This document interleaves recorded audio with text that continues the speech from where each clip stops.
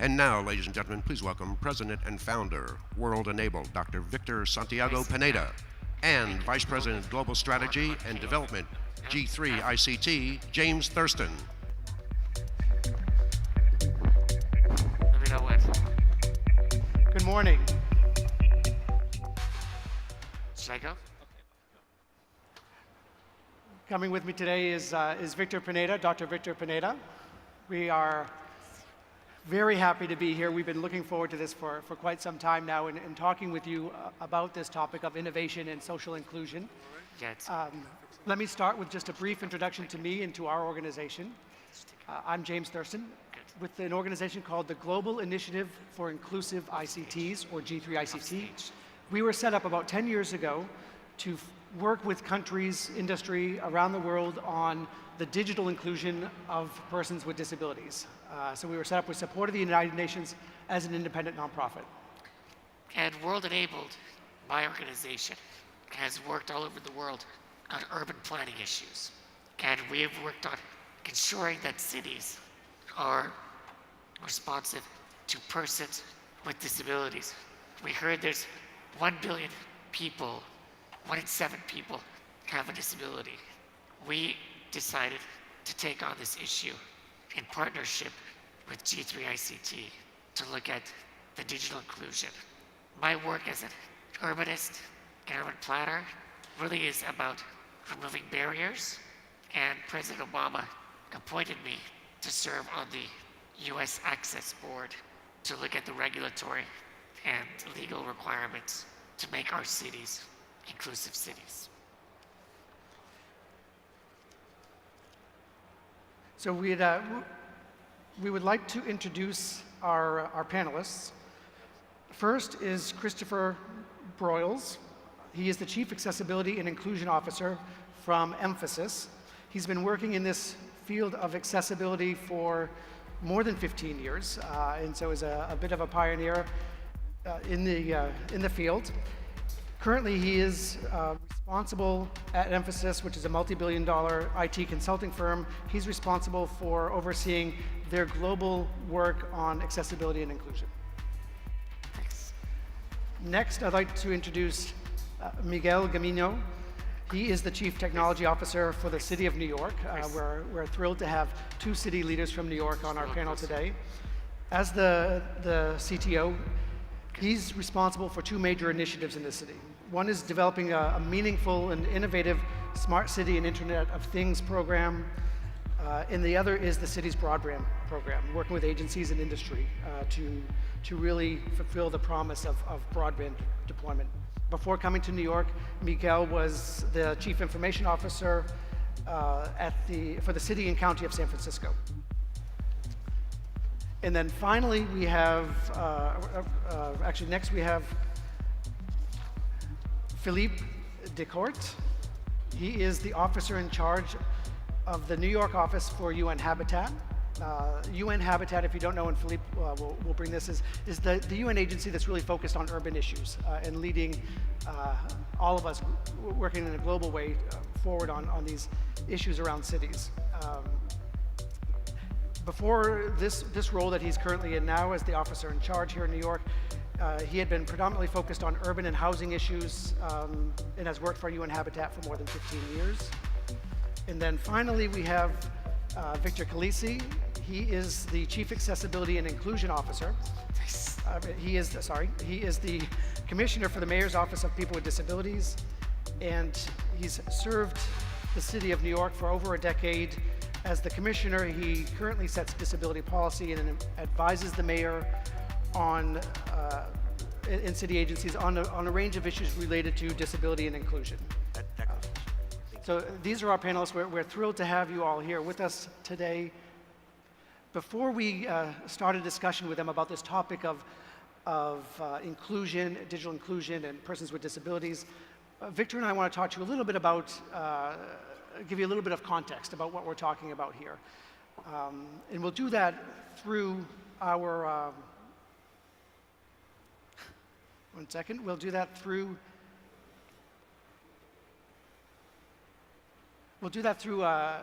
looking at some trends that we saw about 11 months ago when we came together to work on, okay, this, I apologize, I'm trying to, okay, global trends. As Victor mentioned, we came together to really start to look at this issue of people with disabilities and inclusion. We were seeing some trends in countries around the world where we were doing work over the past decade that were both exciting and concerning. And over the last 11 months, we've really dug in working with experts around the world, including some of you here, to understand these issues. And we're incredibly thankful for Tony mentioning in her keynote the launch of our toolkit, which we'll talk a little bit about at the end of the panel, and for her really focusing on this issue of digital leadership and the fact that all of us have a role to play in an obligation, really, in creating empowered cities. Industry does, government does, and civil society does. So, Victor, why don't you start us off with just briefly about some of these trends that I think some of us are aware of, but when you look at them together, they are... Sure.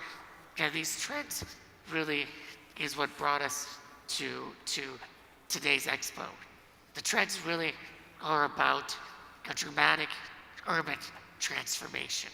Now we can approach that transformation as a challenge or as an opportunity.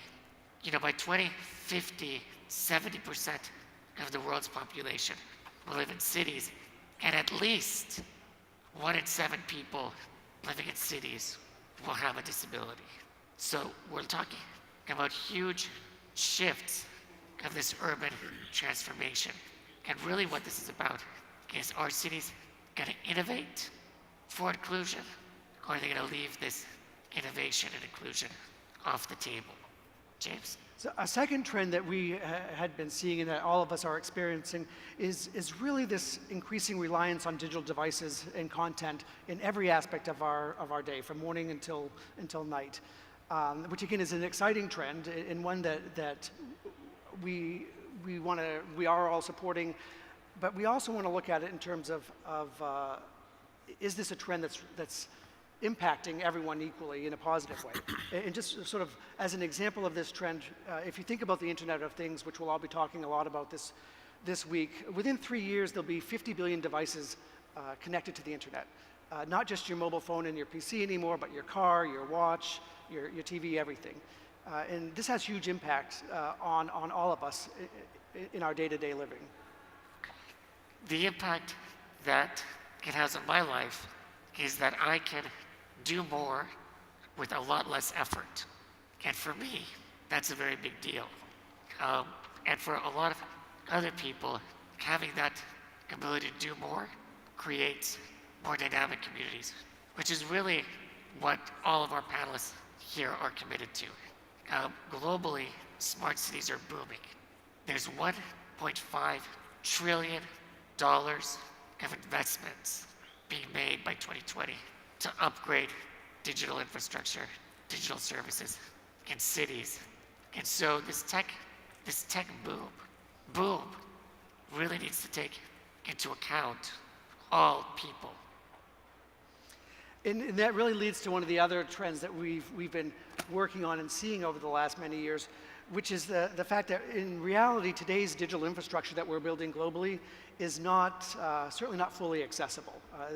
And what we mean by accessible when we're talking about people with disabilities and older persons is really, in its most basic definition, I guess, is technology that's usable by anyone, regardless of their age or ability. So if you have a visual impairment, a hearing impairment, cognitive impairment or issues, mobility issues, can you use technology to get everything done in a smart city that the rest of the citizenship can? And so that means things like screen magnifiers that may be built into operating systems, or for people with visual impairments, or for people who are blind, actual screen readers that not only read the content to you, but actually speak to you to help you navigate a web page, for example. For mobility issues, it could mean things like alternate input devices, so speech recognition rather than using your hands, or a sip and puff system.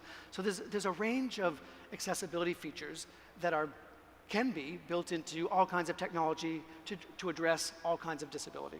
Yeah, but there still is a huge digital divide. So for example, if you guys know, in the US, only 8% of people say that they never go online. But you know what the percentage is for people with disabilities? It's almost 25%. So it's a huge shift of the percentage of people that report they never go online, you know, between able-bodied people and people with disabilities.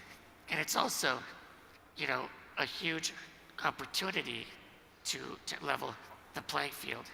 I know that Commissioner Calise and Miguel and I had spoken recently about really what it is that we have to do to elevate the discussion and make visible a group of people that have not yet enjoyed the benefits of these technologies on an equal basis with others. So let's get started on this incredible panel and get this discussion going.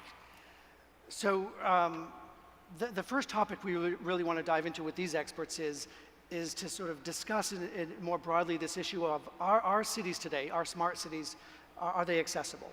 Or are there issues that are holding us back? So Filiep, maybe we can go to you first for a global perspective on this issue of are today's cities, today's smart cities, really inclusive of persons with disabilities from a technology perspective? Thank you. I'm not sure to what extent you are aware, but governments have been extremely busy over the last couple of years talking to each other and coming up with global commitments. And there have been a number. I mean, the most obvious one we know about is the Paris Climate Change Agreement. We have one in Sendai, which is about risk reduction. But there are two other ones I wanted to point out to you, the Sustainable Development Goals and the New Urban Agenda. And these are historic agreements. Now, if you look at the news and see what is happening in terms of day-to-day policy, you might not notice, but I think it's really worthwhile, and you might not know them, and I'm sure when you talk about the New Urban Agenda, very few of you have heard about it, but these are historic documents, historic commitments.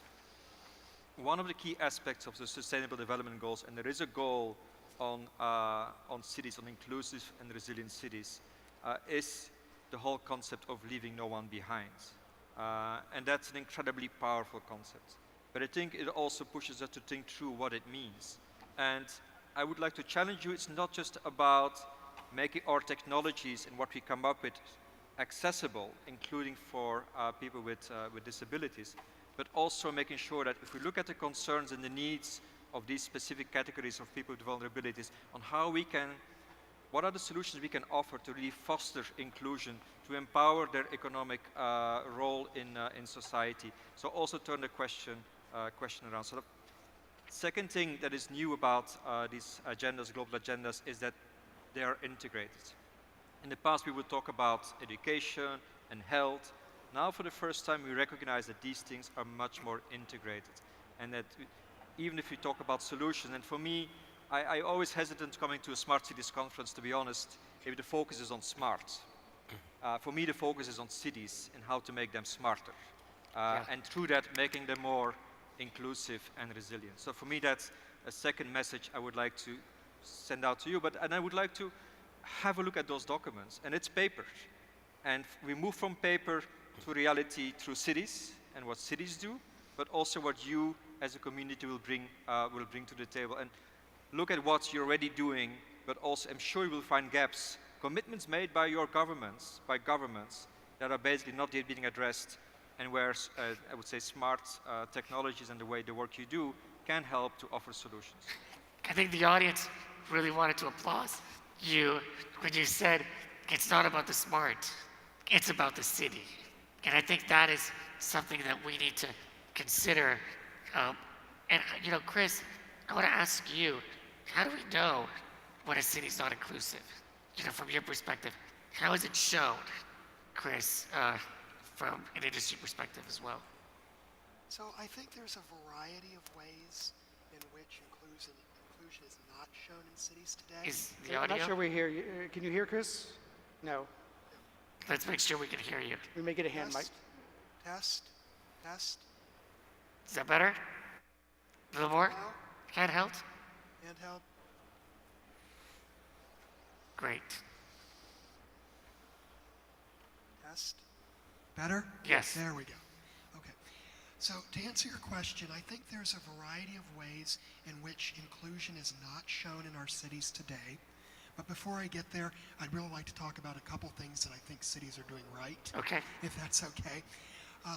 So when we look around, number one, I think having conventions and meetings like this, where inclusion can bubble up as an actual topic, and people can hear about it and talk about it, and go back and think about ways to include inclusion in their own little spaces, in their own little environments, that's number one. We also see taxi systems that are getting better and better in terms of being able to support individuals with wheelchairs, in terms of being able to support individuals with assistive animals, and things like that. So I think we can look around and we can see some signs. But as we said, there are signs where it's not working. And a lot of places that it's not working really well is the digital space. We've got job applications that aren't accessible. We've got conference tickets that can't be bought online, and things like that. And I think the real heart of it goes back to the idea of procurement. If you're going to buy a technology or set up a new website or try to do something in the digital space, when you're out there soliciting bids for that, accessibility and inclusion has to be a line item there, and there has to be someone to enforce it. And so I think it's digital services like that where we see the breakdown in inclusion. Well, New York has been a major leader. Miguel, you received an award in Barcelona when we last met to the inclusive programs within the digital smart city work in New York City. And we know that there's a tremendous commitment, both you and Commissioner Calise, to move this issue forward. But maybe I'll ask both you and the Commissioner, how do we see, or how do we know that our digital services and our tech are not serving all of our citizens equally? Like, how can we get the telltale sign that we're missing something?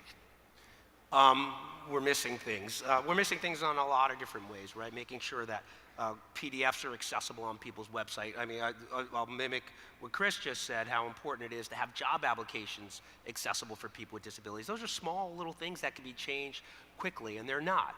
I mean, I think we have to be cognizant of that when we're developing apps, and apps are accessible, that the end product, like a cab, needs to be accessible. And I mean, technology from the start to the finish, and that end product being accessible to is integral. Just because you have an accessible app, but you don't have an accessible product on the other end, especially in ride sharing, that doesn't exist.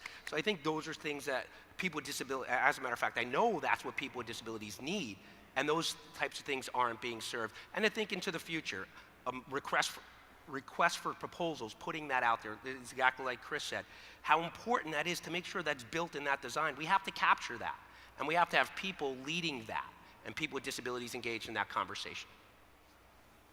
Excellent. Miguel, do you want to, from a New York perspective, add some more? I think that what's really important also is to have in the core of what you're trying to achieve the principles of accessibility. So it's one thing to have it as a line item in the RFP, and to have it in our digital standards, and a bunch of things that we're doing that I think are really important, but not to be too conceptual about it, but I also think that if you begin from the point of thinking about digital and digitizing processes or services as a means to creating more accessibility to those services, then from the jump you are thinking about it in that light. Sure. And so you will focus on those as part of the core outcomes that you're trying to achieve. And I think digitization has the opportunity to really create a much more accessible environment for people for all sorts of reasons, right? There's a whole bunch of reasons why we need to think about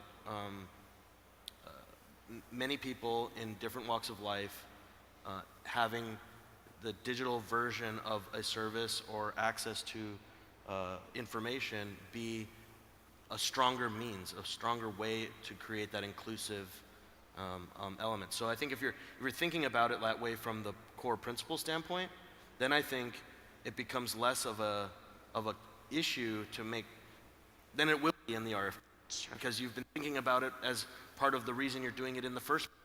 And then I think that drives to those outcomes in a So begin with the structural end. way. Begin with the end in mind. You're saying, let's start off with the end goal of making it accessible and pull it through the whole process. Yeah, and I think to your question earlier too, the way that you'd find out whether it's achieving that objective or not is you ask people. I know that is maybe not controversial necessarily, but a big thing to think about, to actually sit across the table from your customer and ask them if this is serving them and serving what they need. And what I've found as we've built digital services in government in New York and in my previous lives, the greatest achievements come when we ask what they actually want first. Yeah. And sometimes that what they're asking for is not even, it's not only different than what we thought they needed. Sometimes what I found was with some specific experiences was the ask was actually simpler than we thought we were after, right? So we had this very complex thing we were thinking would be really profound to the marketplace, and when we sat across the table and actually asked the customer what they wanted something much simpler than that. And we looked at it and said, oh, that's actually pretty easy. And we delivered that, and lo and behold, the customer actually had a profoundly better experience. So I think that's the part we can't forget. We throw these buzzwords around about human-centered design and all this sort of thing, but I'm talking about it in real terms, where we actually, before we wrote code, sat the coders at the desk in the business permitting in this particular use case with the customer and said, hey, would this work? And just asking that question generated that feedback that was really Miguel, playing off of that, it sounds like in today's smart cities globally, it's a bit of a mixed bag when you look at a commitment to digital inclusion and to accessibility of the technology and the data, frankly, that's driving a lot of these smart city solutions and programs. What are the barriers? I know we found when we did a survey of 250 experts around the world and found that 60% of those experts said today's smart cities are failing people with disabilities. We've heard a little bit, some great stories. Chris, you have some optimism in what you were saying, but we know also that it's not universally good. What are the barriers? I'd like to talk with all of you about sort of what are some of these actual barriers that are getting in the way of more accessible smart cities. Chris, do you want to just jump in? Sure. So, okay, first, this is working, right? Okay. Yes. All right. So I think there's a need for a greater focus on accessibility. And I think specifically some of the ways we can get there. First, I want to piggyback off your comment. You're absolutely right. User-centered design is a phenomenal way to approach any product or any project, because you always start with, you want to build something that's going to do X. But how do we do X in a way that the client's going to get or the customer's going to get?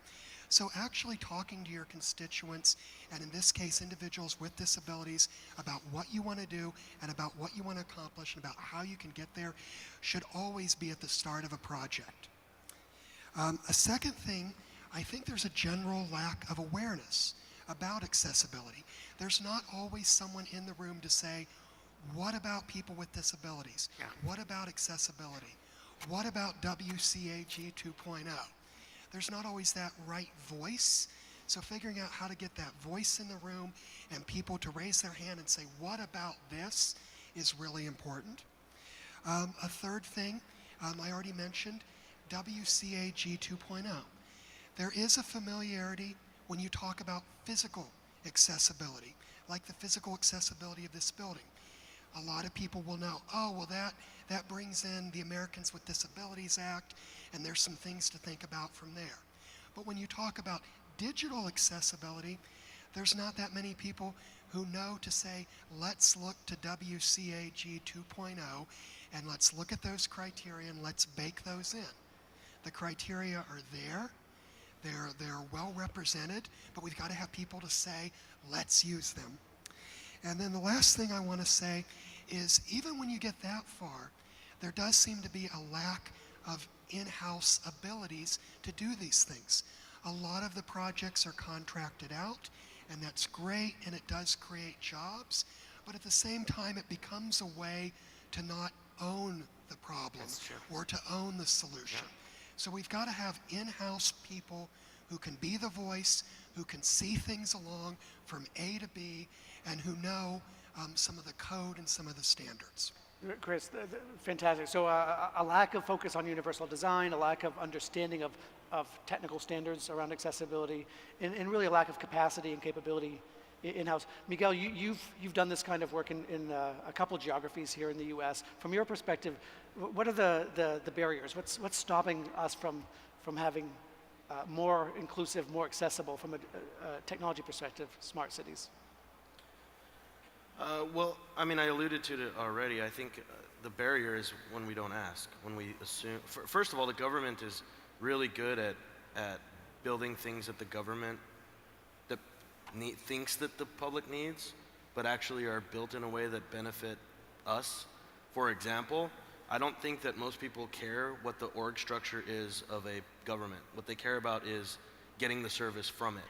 Yeah. Yet, oftentimes governments build their websites and build their systems organized by the org structure, which to the customer base is not relevant, right? And so I think that is the I don't know if it's the barrier, but the paradigm that needs to be broken or shifted is, I can't say it enough, is understanding and asking what it is that the customer or the public needs from us. Right. And if we ask that question over and over and over again before we start building something, then more often than not, those sorts of things will surface, Sure. right? And making sure that our teams, I can't speak enough for the benefits of diversity in all ways, not just gender and ethnicity, but all forms of diversity. I call it experiential diversity. People that come from different backgrounds is really important, because that's how you also get a more inclusive approach to problem solving and solution building, Sure. because you've got those voices involved in the development of the solution from the get-go. So that's another kind of facet, I think, of user-centered design is having your developer base or your solutioner base representative of your customer base. So really another example of people-powered in a sense. Commissioner Calise, what we haven't heard as a barrier yet is money, budget, finances. Is that an issue? Money is not an issue. I'm not going to take that excuse, especially in the government side. I mean, I've been fortunate under my time in government that I had leaders that got it, understood. Commissioner Benepy, former Parks Commissioner, was really smart in understanding that it's just part of the process. And with that process, he gave that type of leadership. And that leadership trickled down because we had someone like Rebecca Tinkleman, who worked in the Parks Department with me at that time, that understood what accessibility was and how easy it was to integrate that. So it's top-down approach. It's really smart, getting it from the beginning, understanding it's there. That leadership role is that. And that's what I've been able to do. I got that leadership role because what it comes down to is smart cities are smart design, which is inclusive design. And money is all in part of that inclusiveness, and it's not an issue. Now, Filiep, you've worked at the UN, you've had a global experience. I myself, I was born in Venezuela, and my parents are originally from Serbia. So I've had experience in traveling and looking at, places that were under-resourced, places in the global south. Tell me a little bit about how these issues play out in the global south. You've worked a lot in crisis zones. Is there any perspective you have to share with us on these issues? No, thanks. And I feel I'm here to kind of always press the zoom out button and kind of really zoom out and look at the bigger issues. And when it comes to the urban agenda, 60% of the urban space we will have in 2030 is not yet built. And if we don't get serious, it will be unplanned. And we will be adding to the 1 billion people living in slums today already. And that's where the challenges of people with disabilities start overlapping with a whole range of other issues. apart from access to proper infrastructure and services, no access to internet, or very hard. I mean, really, the digital divide plays out in a completely different way. And of course, an issue of affordability comes in. Not just issues of access, but then also affordability. But also, again, I want to come back to the first point I made, the kind of solutions they need. And I know when we talk technologies, we like to think about solutions at scale. But again, it's important to really zoom in on, and we're talking 1 billion people already in slums today. If we don't plan carefully, we'll just add to that. What does it mean for them? And then again, specific challenges of people with disabilities in that kind of an environment. And luckily enough, at least on paper, the New Urban Agenda has recognized the challenges of people with disabilities, and thanks to the lobby work and advocacy from you, Victor, and others. So the principle is there, but now the work needs to be done to make it real and understand the challenges in the Global South, again, overlapping with a whole range of other issues that need to be dealt with. So we each have a role to play. We each have a role to play and part of the solution. You're saying we have to find ways to align these efforts across geographies as well. Yes, and I think one thing which is new, I started saying this is the global governments coming to a global agreement, but for the first time, this has been quite an inclusive process. This is the result of people's voices from different angles, but it's also very clear now for the first time that governments admit that this is not just up to them to deliver on this. This will require the private sector, a whole range of other stakeholders, cities play a key role in turning this into reality. And the UN, I think we are there to help, let's say, leverage. We're there to help foster new types of partnerships, to leverage what you can do, and also maybe to help you point out some of the issues that are not being done and that require your inputs and your brains and your capacity to help us deliver on those challenges. So we're getting short on time, and we do want to get to something more proactive, looking forward and actionable. And what we'd like to ask you, each of you briefly, just to, if you were advising a CIO or a mayor or a city council person in a city about digital inclusion, global north, global south, what are just a couple quick things that you would tell them, you know, if you want to make progress on this, focus here? Victor? Focus on making sure that you're hiring the right people, making sure that people with disabilities are part of the conversation, making sure design, like Carmelo Arroyo and Department of Transportation, is ensuring that accessibility is in his agency, making sure that's across every agency, your request for proposals, making sure you're having digital accessibility coordinators like Wale Sabre and my team that's making sure that city websites are accessible, and inclusion, standards, and most of all, education, like World Enable and G3 ICT are putting together and using those toolkits to move forward. Great. Filiep? I'll take Miguel's point. Listen to people, and I'd really make sure you identify the needs and the things you want to address through a proper process. Since it's my day job. So one thing that hasn't been discussed yet, so I'm going to take liberty to mention, everything we've talked about so far assumes that the person is already at the digital engagement point. Yeah. And I think we have to recognize that not everybody is even there. So building a beautifully accessible, fully inclusive app that does X only matters if people can connect to it. Yeah. So I think underlying all of this is the concept of connectivity and making sure that people have affordable, inclusive, accessible access to the digital frontier in the first place. And only then do all the things we're talking about matter. Great. Yeah. Chris, give us your top few points of advice. Okay. So my first piece of advice overlaps with what we've already heard. You've got to have someone there who can own the accessibility throughout.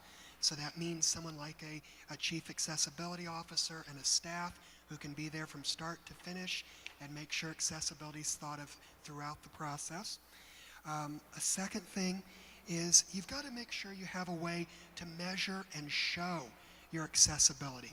It's one thing to do it on a project basis. It's another thing to put it together as a cohesive program where you can say, we've taken care of 10 systems, Out of those 10, 9 are accessible. Being able to bring those stats to the table helps to tell your city's accessibility story. So you need a way to track and measure. Another thought that I had, and this is really important, a lot of the conversation that we've had has been around compliance and just getting it done, and WCAG and ADA, etc. What I would love to see, maybe next year when we come back, we need to start thinking about beyond compliance. We need to think about actual innovation. Yeah. So if your city is at the level right now where they're thinking about compliance, that's great. Let's get compliant, but let's not stop there. Let's think about innovation and what's next, and how to truly make something engaging and equal for everyone. Fantastic. So just to wrap up here in the spirit of actually making progress, moving forward, and really people-powered and inclusive cities, because you can't be people-powered if not all of your people are involved. Tony Towns-Whitley mentioned that our two organizations are releasing a set of tools today that we just want to give you a brief introduction to. It's the first four tools in a toolkit that really aligns with what we heard from experts like these over the course of the last year, as addressing the top barriers. And I would encourage you to go to our website, smartcitiesforall.org. These first initial tools gets to this issue of awareness. How do you communicate in your city to your mayor, to your city council person, to your CIO, if he or she is not as enlightened as Miguel? How do you make the case for having a focus on inclusion and accessibility? So there's a communication tool in there. Chris spoke in a compelling way about standards. There's an inventory of standards, really just 3 standards that every CIO needs to know about and be using in their city in some capacity. We talked about procurement, and actually the city of New York is a real leader in making sure that accessibility is part of their procurement process. So one of the tools is an actual model policy that a city can cut and paste and make sure that disability and accessibility is a part of all of their technology purchases. And then the fourth tool is really exciting, we think. It's an alpha version of a database of solutions. One of the things that we heard over and over again is, we don't think technology is the problem here. It's not the barrier, but we don't know what the range of solutions are. And we know that these solutions are impacting people with disabilities, or could be.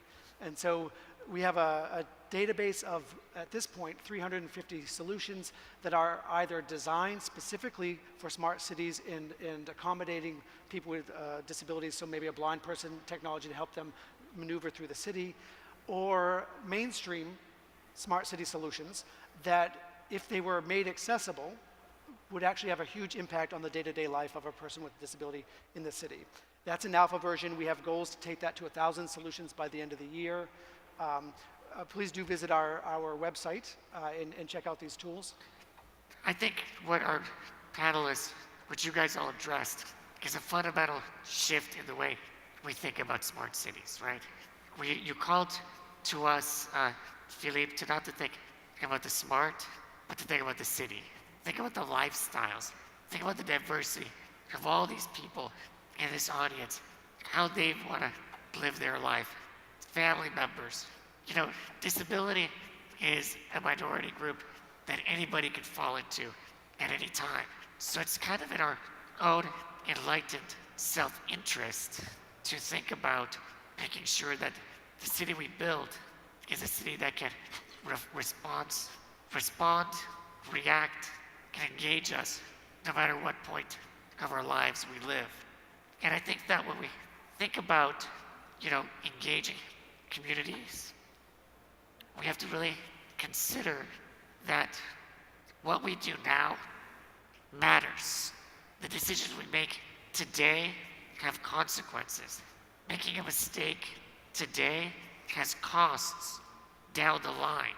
So we can avoid these costly mistakes by taking what we learned from all of you today, by looking at these resources that we've developed, and make sure that we make an impact in a way that's really about empowering people to do more where they live, where they work, and to have more equitable and inclusive outcomes.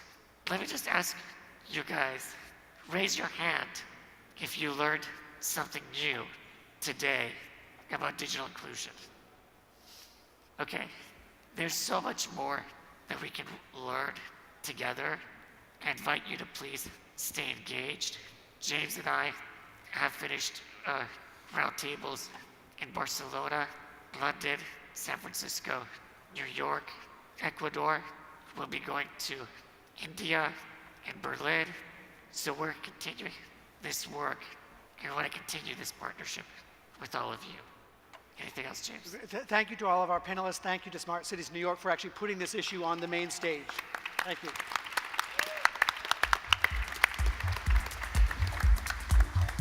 Nice meeting you. Yes, same here. I got your card. You happy?